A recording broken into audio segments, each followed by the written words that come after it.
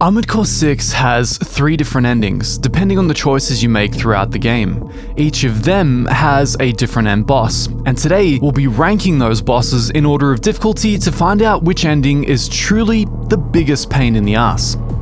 As a bonus, I'll also be showing you how to destroy each of these bosses using my very sweaty dual melee boss destroyer build. It goes without saying that this video is full of endgame spoilers, so if you don't want any of those, you are most definitely in the wrong place. Good? Okay. The first ending, called The Fires of Raven, is the one which new players are most likely to get. It certainly was for me, because I found the story so obtuse in the first playthrough that I legitimately didn't even know what I was deciding. So, if you found yourself in my lonely and somewhat regretful boat, you also found yourself face to face with your faithful imaginary companion, Air. And yet you turned your back on our shared potential. You want to silence us forever. This kind of sucks, especially if you didn't actively realize you were deciding to betray her. What sucks more is that Air can arguably be considered the hardest boss in the entire game, at least in this particular version of the story. Some argue she's easier than Cell 240, but it really depends on the person, their build, and their playstyle. What I can tell you is that during my first attempt with a dual Zimmerman, dual Songbird build, she totally kicked my ass. So what's her deal? Well, Air commandeers a mech which has insane mobility. She also has 2 different phases. In the first phase, she's basically just a more difficult arena-style AC battle. She'll keep it mostly horizontal, while launching coral lasers at you from a distance.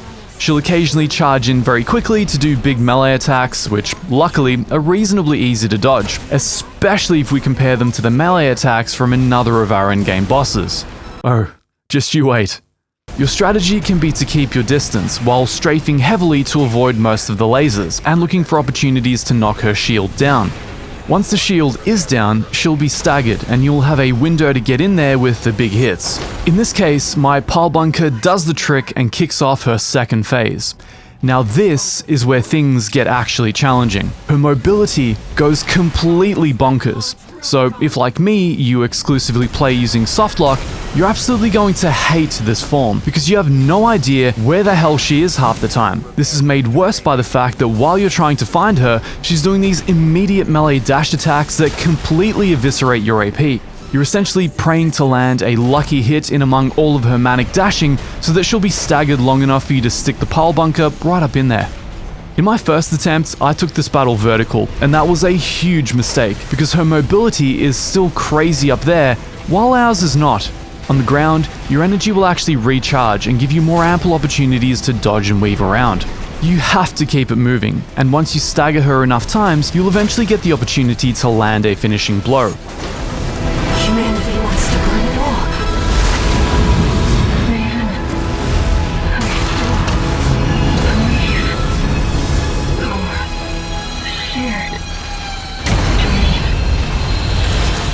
Congratulations, you've now taken out Air, destroyed all the coral, Rubicon along with it, and are now the asshole of the known universe.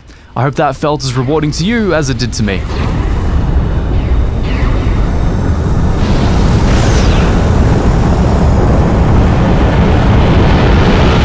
On that emotional high, if you find yourself enjoying this boss review / build guide / walkthrough type thing, we'd love it if you'd join us as a subscriber. Because believe it or not, less than 2% of people who watch our content are actually subbed. This will make it much easier to get review code in the future so I can create these guides for you as the games release, rather than days or weeks later.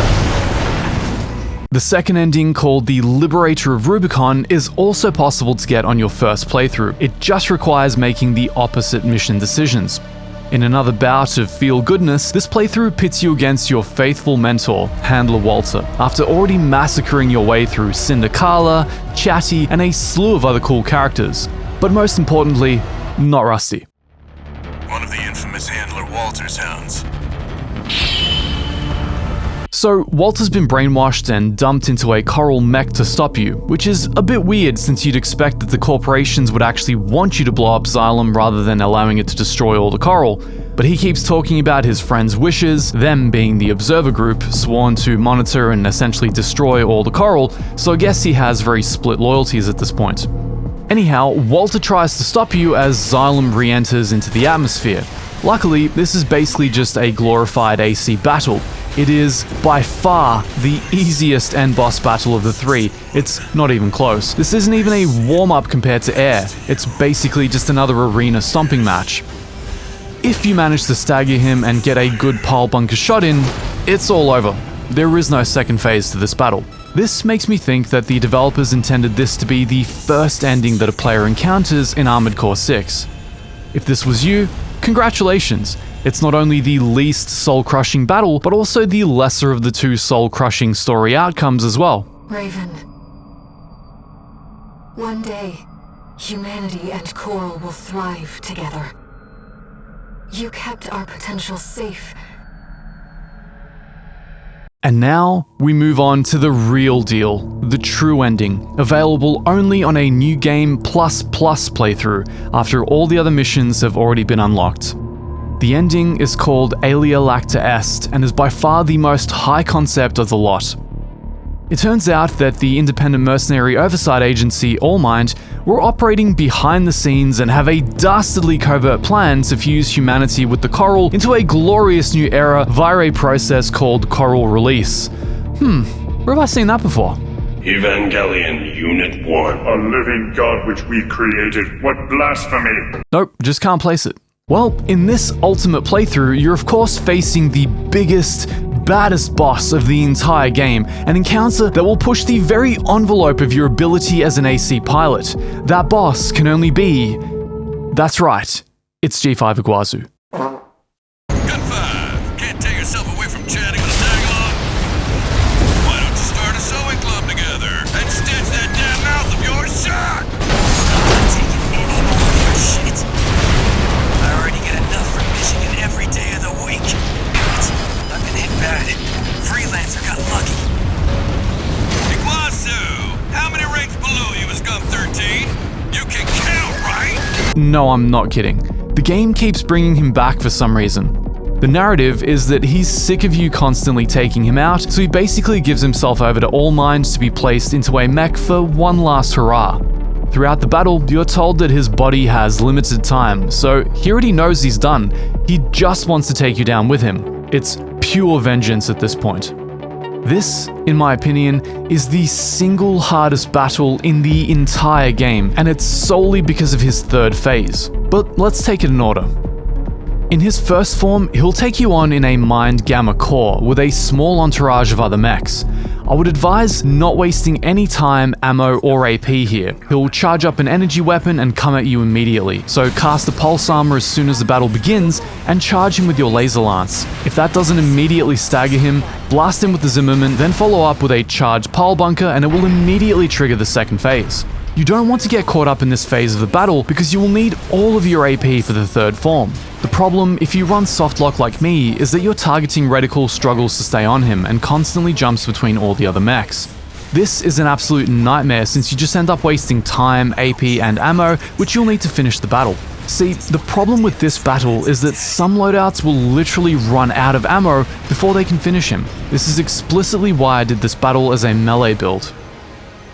In his second form, he gets a juicier mech, and 2 sea spiders. Now, I can fight by your side. Luckily, your trusty imaginary friend Air is now slightly less imaginary and will come to your aid with the final loadout you tested in the arena. Though it makes you wonder what happened to her epic mech from the Fires of Raven ending though, because you could really use that rigged POS right about now. I would suggest avoiding the sea spiders entirely and aiming to inflict maximum damage on Iguazu. You want to get through this phase ASAP while retaining as much of your AP as possible. They will occasionally focus fire on Air, which makes your life a lot easier. You don't want to get caught up fighting the sea spiders, because Iguazu will teleport behind you with massive damage melee attacks, or quite simply catch you in his massive beam attack. Fortunately, once you trigger the third phase, both sea spiders will get blown up automatically. Unfortunately, so will Air. So it's just one-on-one now. Iguazu, in this form, has the strongest and most difficult to dodge melee attacks I've encountered in the entire game. If there is a way to reliably dodge his claw attacks, I've yet to find it, and that's with a high mobility build.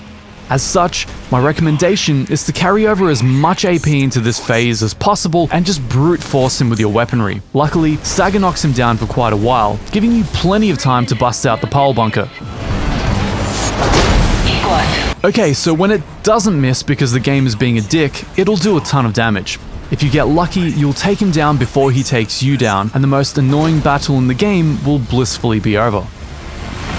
I always envied you.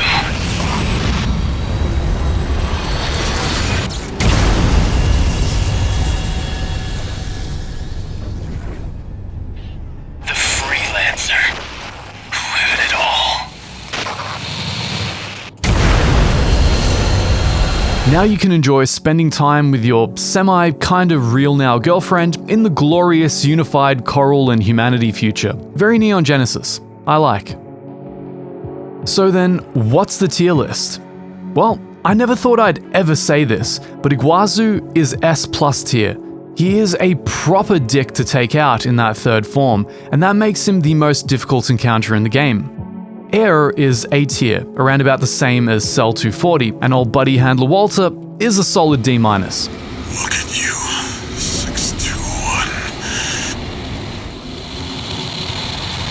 You found a friend. I'm headed back to my cave now to decide which game we're featuring next, so until then,